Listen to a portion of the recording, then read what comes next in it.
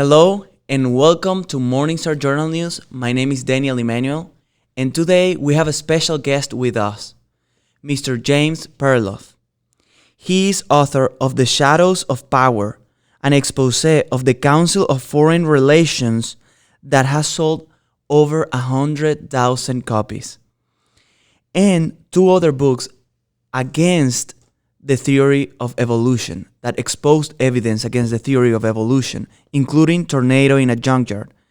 And he wrote for the New American Magazine for nearly 3 decades. So thank you for being with us today, Mr. Perloff.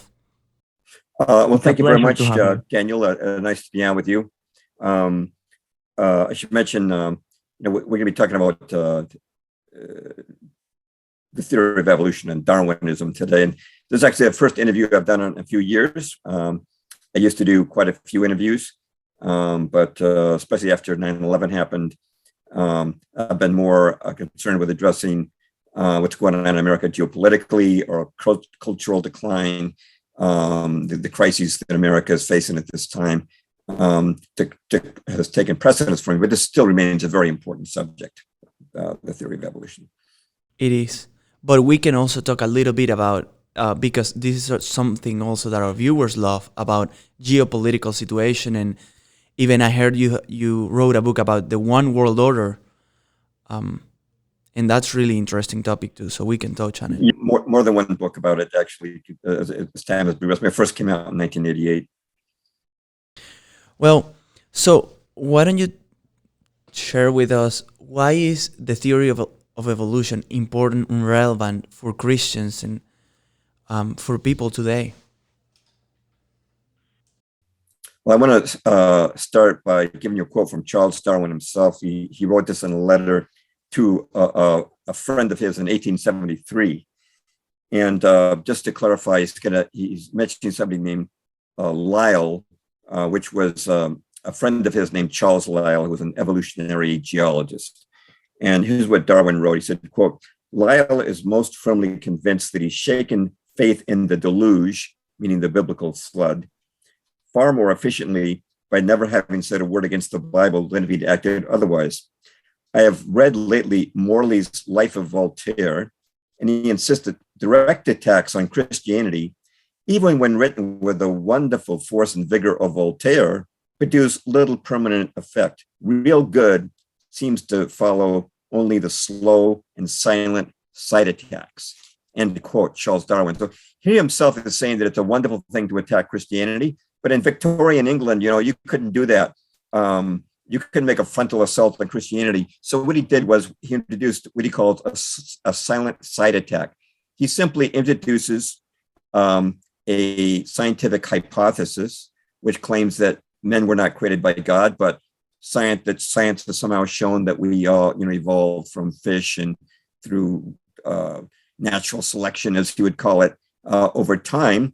And without saying a word against the Bible, he let people develop doubts all on their own. Now, this is a very tricky maneuver, because the public in the 19th century developed a lot of trust in science. They came up with a lot of things like, they came up with a steamship, they came up with a telegraph, they laid the transatlantic cable.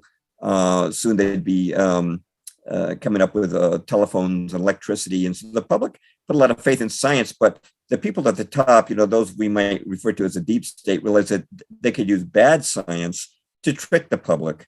Actually, we see that today with technocracy, with all this talk of transhumanism, digital IDs, these compulsory vaccines that many of us, myself included, even though I'm a registered nurse for 45 years, I don't want the COVID vaccine being mandated for me. So Darwinism is like an early stage of technocracy. But in terms of Christianity, it really had a profound effect on many people's faith. And I think I should just clarify that I've met Christians who have said, hey, I was taught evolution. It didn't affect my faith at all. Or, I believe in the Bible and evolution. What's wrong with that? Well, and there are a lot of people who do say that. But actually, if you look at the book of Genesis and the story of creation, as Adam and Eve being created by God in the Garden of Eden. That's quite different from Darwin's theory that we evolved from apes and before that from fish over billions of years. Very different. And I'm going to give you some examples of people who had their faith destroyed by Darwinism. And, I think a good starting point is actually to quote Julian Huxley. He was the brother of Aldous Huxley, who you might know wrote a book called Brave New World. And he was the grandson of Thomas Huxley, who was a great friend of Charles Darwin. And he said this, quote, Darwinism removed the whole idea of God as the creator of organisms from the sphere of rational discussion, end quote. In other words, you're not even rational if you believe in God instead of Darwin's theory. But now let me give you some examples of people who lost their faith because of it. There was a kid in the Boy Scouts a few years ago named Darrell Lambert, and he was threatened with expulsion from the Boy Scouts because he said he didn't believe in God. And the Boy Scouts, at least at that time, you had to say you believed in God. Direct quote is what he said to the press: "I'm an atheist. I believe in evolution." End quote. Another quote. Now I'm giving you some prominent people. Now this is from E.O. Wilson, famous biologist from Harvard University. He said, quote, "As were many persons from Alabama, I was a born-again Christian. When I was 15, I entered the Southern Baptist Church with great fervor and interest in the fundamentalist religion. I left at 17 when I got to the University of Alabama and heard about evolutionary theory," end quote. Now, Andrew Carnegie, the famous steel magnate, wrote this in his autobiography, quote, "When I, along with 3 or 4 of my boon companions, was in this stage of doubt about theology, including the supernatural, and indeed the whole scheme of salvation, I came fortunately upon Darwin's works. I remember that light came as a flood, and all was clear. Not only had I gotten rid of theology and the supernatural, I'd found the truth of evolution." I'll give you one more quote. I think that's significant. This is from a biography of Joseph Stalin, who you probably know was the dictator of the Soviet Union, who murdered millions of people.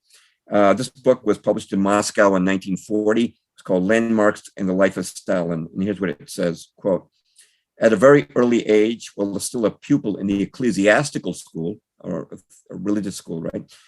Comrade Stalin developed a critical mind and revolutionary sentiments. He began to read Darwin and became an atheist. Chigler Jidzi, a boyhood friend of Stalin's, relates, I began to speak of God. Joseph heard me out, and after a moment's silence said, they're fooling us. There is no God. I was astonished at these words. I'd never heard anything like it before. How can you say such things, so? I exclaimed. I will lend you a book to read. It will show you that the world and all living things are quite different from what you imagine, and all this talk about God is sheer nonsense, Joseph said. What book is that? I inquired. Darwin, you must read it. Joseph impressed upon me, end quote. Landmarks in the Life of Stalin. Now, one final example is myself. I did not grow up in a Christian home. We were not a religious family. We were not churchgoers. But I knew about the story of Adam and Eve, and I'd heard about it. And I didn't have any particular bias against it until the 6th grade in Lexington, Massachusetts, Parker Elementary School. My teacher, Mr. Horowitz, was teaching evolution. A little classmate raised her hand and said, Mr. Horowitz, that's not what the Bible says. And he looked at the girl with pity in his eyes and he said, I'm sorry, dear, but science has proven that the Bible is wrong. And my classmates piped up. They said, yeah, the Bible's a bunch of malarkey. Didn't you know that? So who am I going to believe, my little dorky Christian classmate or my teacher and all my other classmates? Well, I fell in with the majority, and I didn't know it at the time, but this, for me, was the first step in my journey towards becoming an atheist. I was just 12 at the time. This is the first step towards becoming an atheist. And I thought, oh, the Bible, that's been proven to be just an old myth. So evolution is quite significant for Christians to know about, and it's helpful to know that there's actually quite a few scientific arguments against it. So basically, as the Bible produces Christians and believers, the theory of evolution has produced unbelievers repeatedly and atheists. Right. That's crazy. But what then is the theory of evolution really proven scientific law basically, or what does it measure to scientific standards? Absolutely not. It's very common if you say you don't believe in evolution, people will say, "Oh, you're anti-science," and that's very familiar to me nowadays. If you disagree with Dr. Fauci, people say, you're anti-science because you don't want to take this experimental COVID vaccine, right? I certainly don't want them jabbing into me, especially as we've had this download of documents from Pfizer showing all the stillbirths and deaths that occurred during Pfizer's trials. But again, this is a continuing pattern of technocracy. Well, if you look at evolution, it's very common to hear Darwinists say, evolution is as well proven as the laws of gravity. Physics, is something you can test and observe in present time. The laws of gravity, you can test it time and time again. It'll always prove true. Or in chemistry, there's a law that water will boil at 212 degrees Fahrenheit, or if using another scale, 100 degrees centigrade. Now, suppose I had a theory that water would boil at 73 degrees centigrade. It's very easy to disprove my theory. You just warm up water to 73 degrees, it won't boil. So real science consists of things that are observable, repeatable, and testable. But let's compare that to evolution. Now, Charles Darwin said, the reason we have so little hair compared to apes is because our ape-like ancestors preferred to mate with mates who had less hair. Now, how can you test that? Darwin is talking about something that happened eons ago, millions of years ago. You can't observe something that happened millions of years ago. You certainly can't repeat it. You cannot prove it or disprove it. It's simply an opinion of Charles Darwin in his mind. It's subjective. It's not like the laws of physics or chemistry at all. So that's kind of the starting point. We're going to let a lot of specifics on this today, but that's where I want to start with, is the fact that Darwinism is far apart from other physical sciences. What about what they claim about the fossil record? What about the fossil record that they claim to have? And well, we'll get to that, but I think a way to introduce that is to start by talking about what evolution says. Just as a review for some of your listeners who may have forgotten what they were taught in school. Darwin's theory basically says we started out as microorganisms in the ocean, single-celled creatures like bacteria. Then they started reproducing and they became multicellular, and they became ocean-going invertebrates, creatures without a backbone like a jellyfish. And they evolved into fish. Then fish wanted to come on shore, and they started evolving little legs, and they became the first amphibians, which are creatures that can go on land or water. Then amphibians evolved into reptiles, reptiles evolved into mammals, and then mammals evolved into these ape-like creatures who evolved into human beings. And that's a theory in a nutshell. Might be taught a little differently from one school of thought to another, but that's basically what they're telling us. So the real question to ask before we get to the fossils is there any evidence in the living world around us for these transitions that Darwin hypothesized?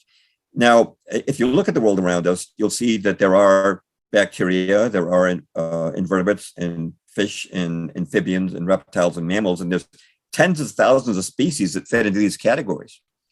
But how many animals are there in the world that are in between any of these categories? And the answer is zero. There are none.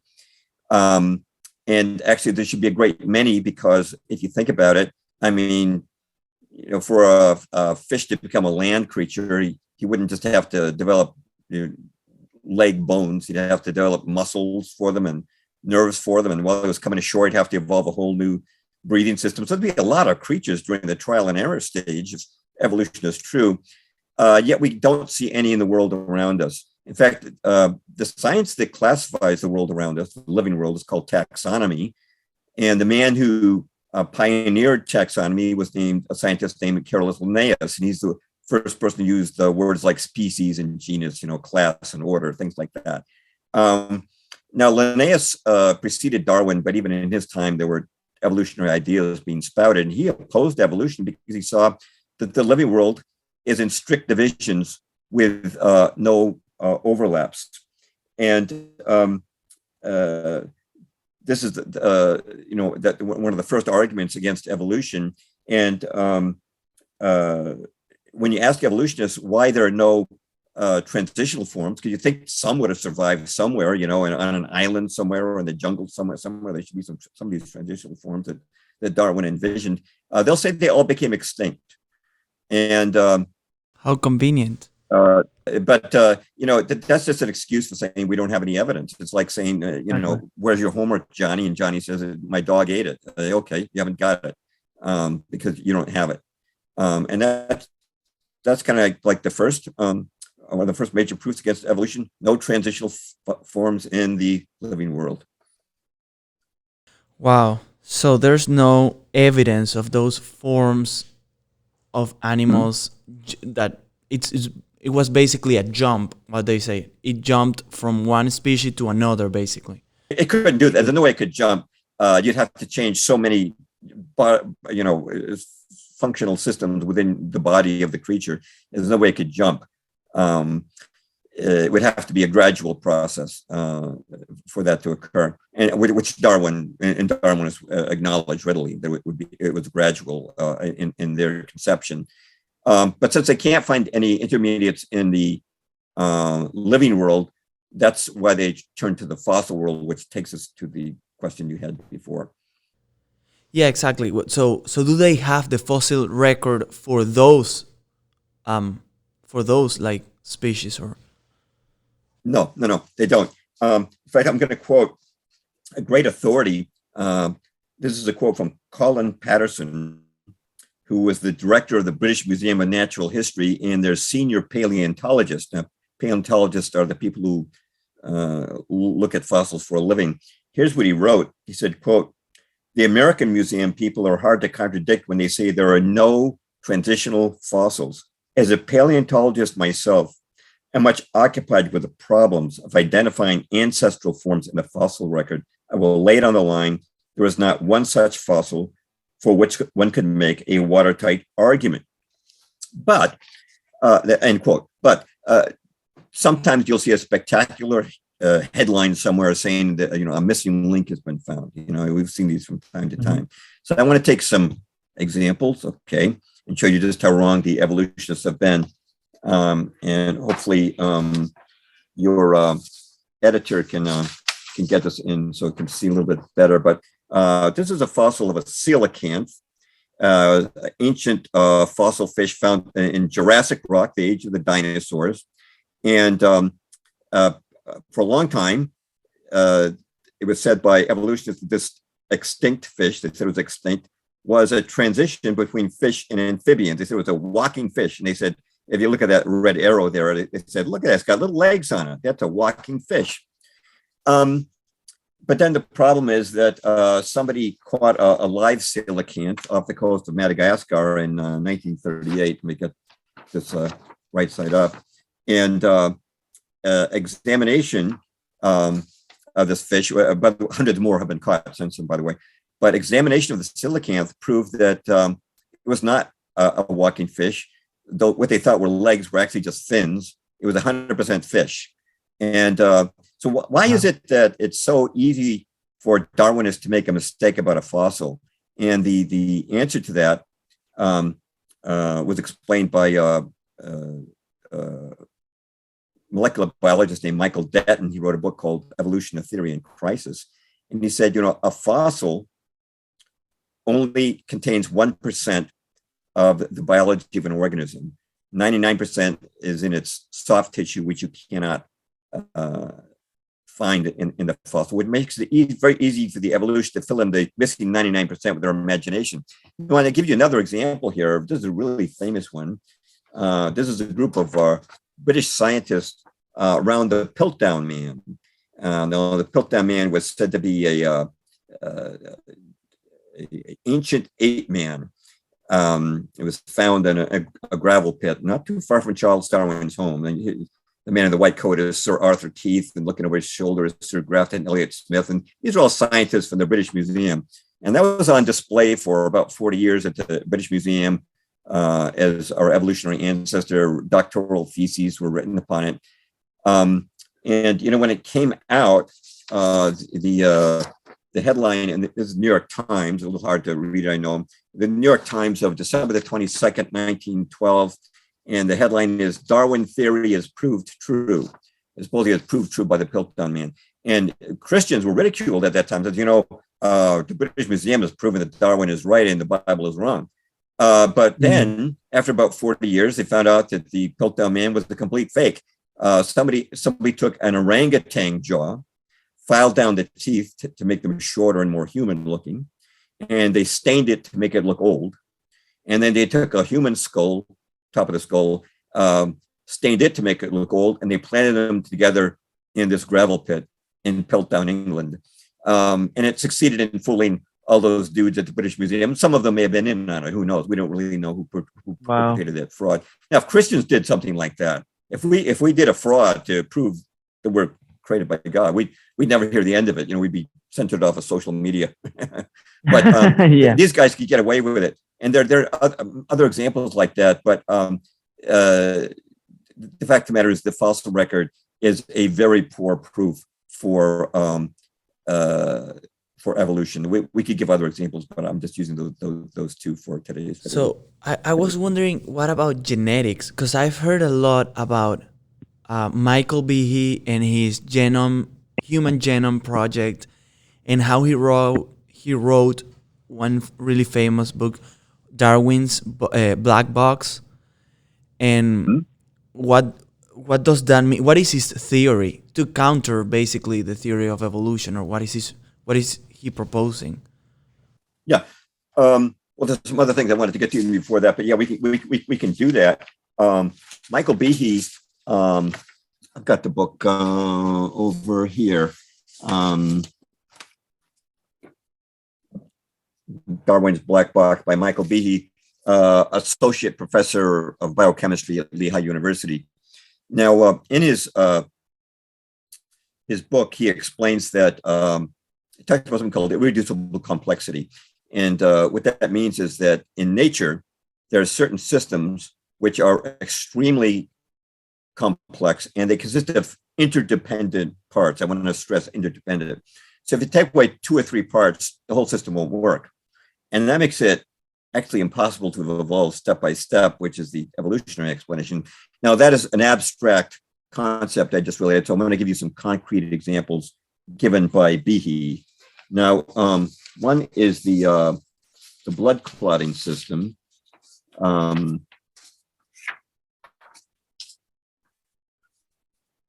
blood clot, when we get a cut, we form a blood clot and to stop the bleeding. And it might look very simple, but in reality, it's a very complex process. It involves more than a dozen steps. And I seem to have lost. Oh, wait a minute. Here it is. Okay. It's impossible to read, but this shows the steps of the blood clotting process.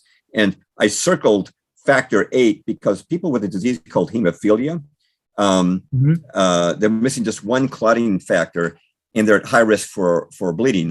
Some of our viewers might remember that the son of Tsar Nicholas, the last Tsar, suffered from hemophilia, which is a mutational genetic disorder.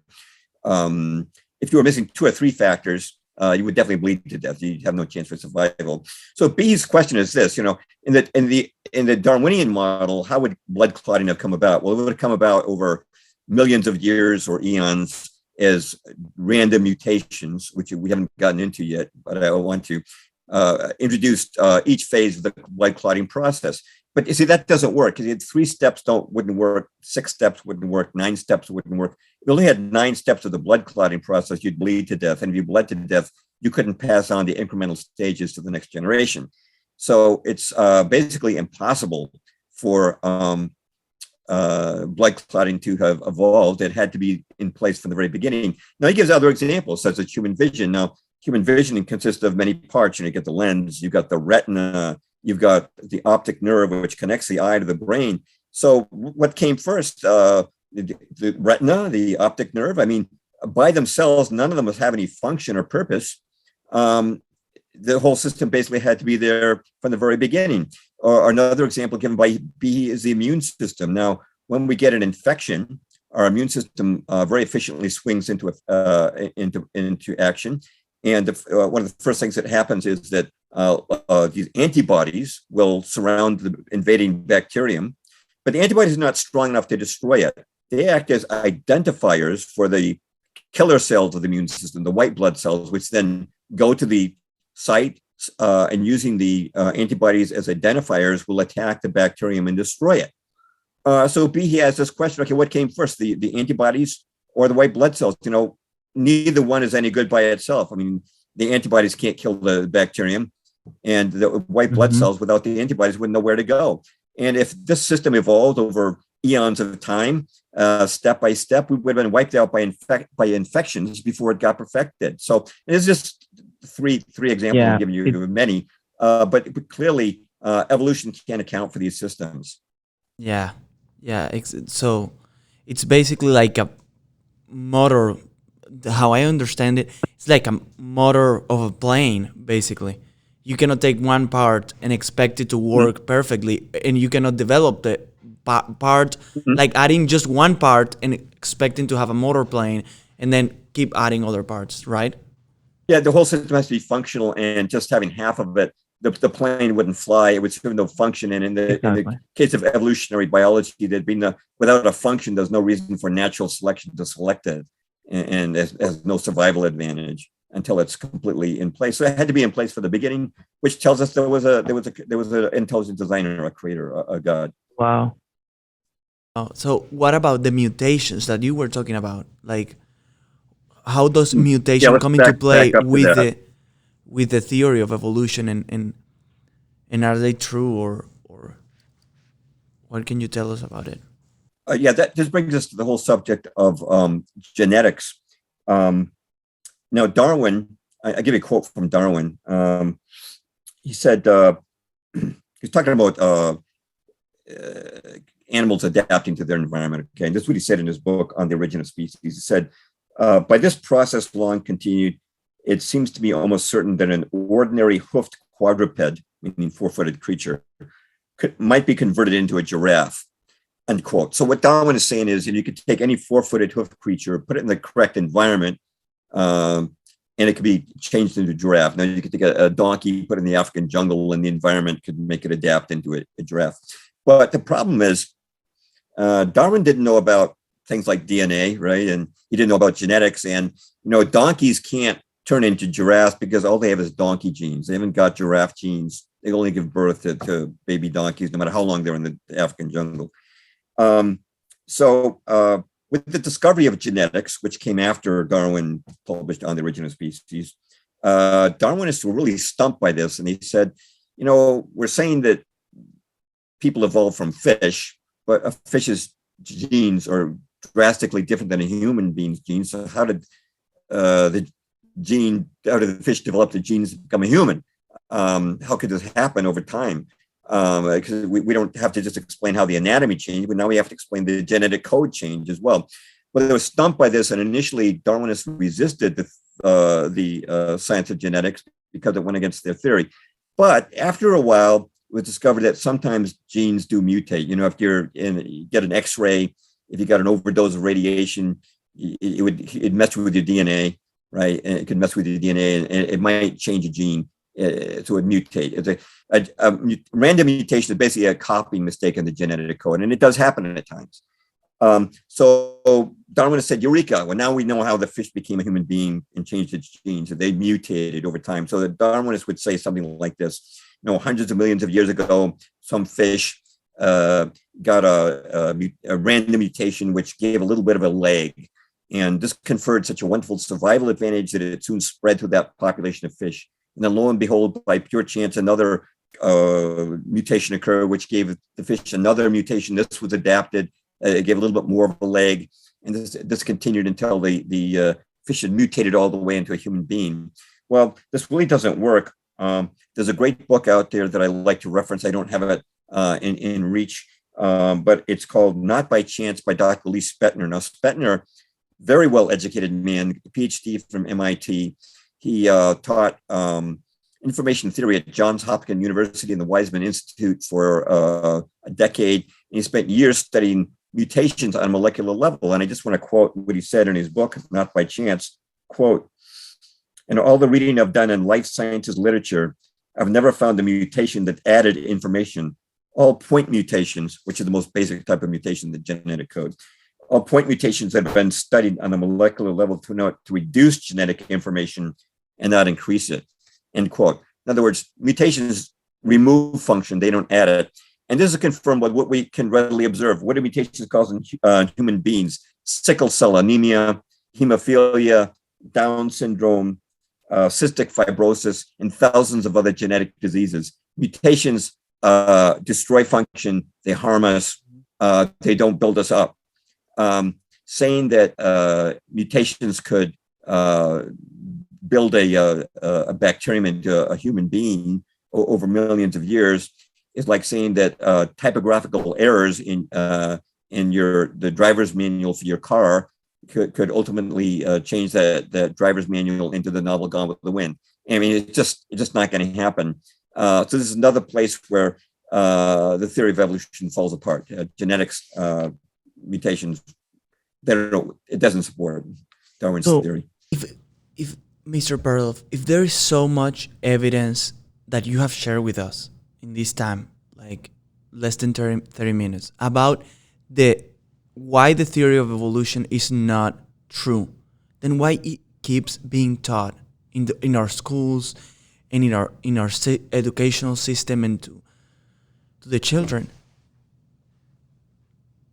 Well, that I guess you could add to that. Why is it with the children are being taught about transgender sex in kindergarten now? And why is it that the fact of the matter is our school system right now has become agenda based rather than education based to a large extent. And there are many honest scientists who have lost their positions because they oppose even kicked out of the Smithsonian Institution for opposing Darwin's theory of evolution or presenting evidence against it. People have really lost teachers have lost their jobs for going against it. We live in a world that that the Bible calls Satan the prince of this world, and right now I have to say that he's got his grips into government and he's got his grips into the educational system, and the devil is very aware that of what the Bible says, and he's very aware that he wants to. He's in a war against God, and this is part of his war against God. And unfortunately, the financial purse strings that come from above that control our government, if I may say so, from behind the scenes, is something I've written about a great deal. That there is an actual oligarchy in America, what we call the deep state, wants certain things taught in our schools. In 1963, when I was a kid, the Supreme Court ruled that the Bible could no longer be taught in school and that prayer was banned in public school. These things have been constitutional for well over a century, and suddenly they were unconstitutional. Well, the Supreme Court justices who made those decisions, 5 out of 9 of them were Freemasons, and I personally think that their oath to Freemasonry, to which they owed their high position in the Supreme Court, was greater than their oath to the Constitution. But Darwin's theory is part of the agenda. Destroying people's faith in God has been part of an ongoing agenda. We've seen the decline in America into the moral decay that we are facing today. The decreasing faith in God has all been part of a master plan. And so Darwin's theory was not neglected. And the very obvious evidences against Darwin's theory, which I hope we can run over into a second half hour, because I had some other things I really want to discuss with you to kind of really nail the coffin on Darwin's theory. But it's part of an overall program, part of an overall agenda, and teachers are basically compelled to teach it. And so children are not permitted in schools to hear the obvious questions that should be asked about Darwin's theory. And Now, with Michael Behe and his theory of irreducible complexity and all this intelligent design, have you seen a change of paradigm in the scientific community and world, or is just the same? Well, actually, we have. Dr. Henry Morris. Darwinism was taking sway ever since what they call the Scopes trial of 1925, which is a court trial over Darwinism being taught in schools. In the I believe it's in 1961, Dr. Henry Morris wrote a book called The Genesis Flood, in which he talked about the geological evidence for the flood of Noah in the Bible. And that was kind of the beginning of the creationist science movement. And since that time, many scientists have moved over. And, at the end of the show, I'll name some websites that people can go to where they can read works by PhD scientists who have come over. It's a little bit like COVID. Most doctors, unfortunately, and again, I'm a retired registered nurse, most doctors and nurses kind of swim with the peer pressure and they go along with what Dr. Fauci is saying and all the lockdowns, the other, closing churches and saying you can't have more than 10 people attend, at the beginning of this lockdown, which we may see resumed later. There's a great deal of conformity in the scientific world. And again, people are afraid of losing their positions. So they continue to teach it. But the fact is that, yes, there are scientists who are coming over to the side of truth, just as they are with COVID and the evidence against the necessity for these very profitable Pfizer vaccines. There are also scientists who have come over to recognize the illogical elements of Darwin's theory and have spoken out, but often at great cost to themselves. Let me take up one more topic, which is the explanation for the beginning of life on Earth. The Darwinists say that life began on Earth because the right chemicals came together and formed the first living cell. And Darwin himself said this on the origin of species. He said that life began from chemicals which assembled themselves in we called a warm little pond. But eventually evolutionists realized that a warm little pond wouldn't last long enough for significant evolution to take place. So they changed it to the ocean. But this idea that chemicals could form the first cell, this I think is a very important point. There are other points I want to make, but I think this is the most important one left that we didn't cover. Cells are very complex. Even a single-celled bacterium has thousands of different proteins. And these proteins are founded on a smaller building block called amino acids. And those amino acids have to be in the correct order for the protein to function. Now, Sir Francis Crick, won the Nobel Prize for co-discovering DNA, talked about the impossibility of a cell being formed by chance. He estimated the odds of getting one protein, not the thousands of bacterial cells would need it, but just the odds of getting one protein by chance would be 1 in the 10 to the power of 260. That's a 1 with 260 zeros after it. And to put it in perspective, you couldn't fit that many electrons in the known universe. That's the odds against one protein, let against the thousands of bacterial cell would need. Wow. And I also want to make another point. A bacterial cell needs a cell membrane. It needs the ability to ingest nutrients, expel waste. And this is the clincher for me.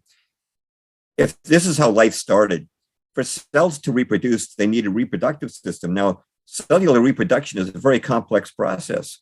Yet, for Darwin's theory to be true, this first cell, which supposedly came about randomly by chemicals floating to the right positions by chance in the ocean, in the span of one lifetime, before it died, that first cell would have had to develop and perfect the process of cellular reproduction. Because if it didn't, there never would have been a second cell, and Darwin's evolutionary process would have stopped right there. And I also want to mention that not only is this mathematically impossible, but it's never been observed. We have never observed chemicals form the cells into a living creature, and science is supposed to be based on observation. But I'll end there, and we can kind of close this out. Mr. Perloff, how can people find your resources, everything you do, books, or more information that you have about it? Do you have any Um, webpage or books that you can tell people? yeah. My website is jamesperloff.net. Um, I was jamesperloff.com, was kind of getting censored over there. So uh, my website really has a small section on creation evolution, but my main books on it are Tornado in a Junkyard, um, which came out over 20 years ago, and it's all documented. It's got almost 700 endnotes, and somebody eventually wrote to me and they said, I want 40 copies of that book to give to school board members. And I said, school board members aren't going to have time for a 300-page book. So I produced a very tiny little book called The Case Against Darwin, which you can get both of these books on Amazon. But I also just wanted to mention that, there are websites that are kind of entirely devoted to creation versus evolution. And some of the best ones are the Creation Research Institute, Answers in Genesis. I love Dr. Kent Hovind, that's Hovind. And you'll find all of these websites linked from my links page on my website, jamesperloff.net. Also, the Creation Research Society, which I'm a member of. And finally, I would like to mention trueorigins.org. Trueorigins.org, unlike the other sites, are not, they're not expressly Christian. They don't say the Bible is, they don't say this means the Bible is right. But they are people like Dr. Michael Behe and Lee Spetner, who simply say, from a scientific perspective, purely from a scientific perspective, Darwin's theory is impossible. It's wrong. So those are, that's my information. And I'm also on Twitter as James Perloff, Perloff. Although I don't tweet a lot about creation evolution. Like I say, I'm mostly concerned about the state of our nation at this point, which is more political and cultural. And Darwin's theory is certainly contributed to that. But right now, I feel there's greater priorities to focus our attention and discussion on. But this is still a very important topic to cover because it has been a faith destroyer. I'm sure you've heard many stories of parents who raised their children as Christians and then sent them off to college and they came back atheists. Because I think it's a foundation. Yeah. It's a foundation. Yeah. So, well, Mr. Perloff, thank you so much for your time and for educating our viewers and us, and just for taking your time for this and for everything you have done. Because you are literally fighting against the foundation of secularism and atheism in America. So thank you so much. Yes, that is widespread through our whole country. And Darwin's theory was an early cornerstone of overturning the Christian faith, and it's still very important to address. So thank you for letting me come on today to talk about it, Daniel. Mr. Perloff, I would love to do another interview other day to keep talking about this and also introduce more of I don't know, even the political and cultural part of what you do, of your opinion and everything. Because that's amazing. That's part of what we do too. Thank you so much. Right. Well, thank you very much for having me on. I appreciate Gina's inviting me on, and you're hosting the show today. Well, I feel like I am the one who got the most because I know I got a lot of. I love this topic. Like, I love it. My brother. Me too. Yeah. Me and my brother, we talk about apologetics and all that stuff all the time. So it's so important and vital to our faith. Yeah, and this is, like I say, this has been a big faith destroyer for a lot of people. And actually, it's ironic because if you really look at Darwin's theories, it's a house of cards. It just falls apart upon examination. It just, definitely not true. It's not a part of science. It's based on assumptions and bad observations. It's really, we're not against science, but we are against bad science. Bad science. Darwin's theory of evolution has always been very bad science. And as he himself admitted, his intent was to destroy people's faith in the Bible. He said that, he admitted as much in his own correspondence that he was trying to wreck people's faith. And that was the real purpose of Darwinism, not to not thank you so much, Mr. Perloff. Yeah, you're very welcome. Thank you. Well, and thank you so much to you. Thank you for tuning in. to Morningstar Journal News, you can find us on YouTube, Facebook, Instagram, Twitter, and on our webpage, morningstarjournal.com. Thank you, God bless you, and God bless America.